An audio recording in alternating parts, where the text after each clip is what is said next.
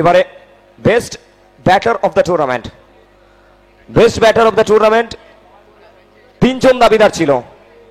নাম ছিল সীমন্তর, নাম ছিল জাসিম রহমানের, নাম ছিল রূপমের।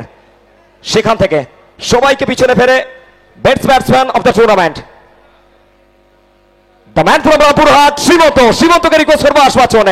Best batsman of the tournament Simanta চলে আসবেন, তার হাতে আমরা পুরস্কারটি হ্যান্ড ওভার করবো এবং সীমন্তর হাতে বেস্ট ব্যাটসম্যান পুরস্কার তুলে দেবেন মাননীয় রাজেশ রায় মহাশয়। মাননীয় রাজেশ রায় মহাশয় তিনি উপস্থিত রয়েছেন।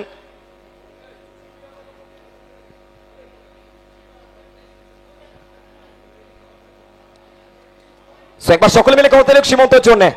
অনবদ্য ব্যাটিং পারফরমেন্স সীমন্ত, অনবদ্য ম্যাচেস দেখলাম আমরা সমগ্র টুর্নামেন্ট জুড়ে।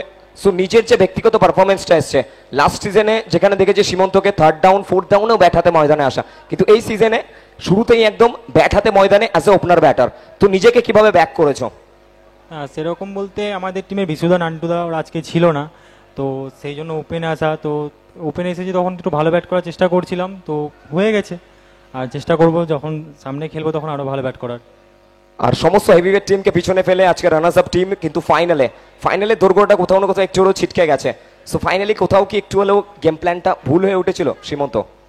না, ভুল না, জসিমদা তো খুব ভালো ব্যাট করেছে ওখানে, আর কিছুটা আমরা বাইরের ওখান থেকে একটু চলে গেছিলাম খেলা থেকে। আর তাছাড়া জসিমদা খুব ভালো ব্যাট করেছে, ওই জন্যই আমরা হেরে গেছি। আর আমরা কি আশা করতে পারি পরবর্তী সমস্ত টুর্নামেন্টে রামপুরহাট বয়েজ এমনই পারফরমেন্স করবে? হ্যাঁ, সবাই চেষ্টা করবে এরকম পারফরমেন্স করার।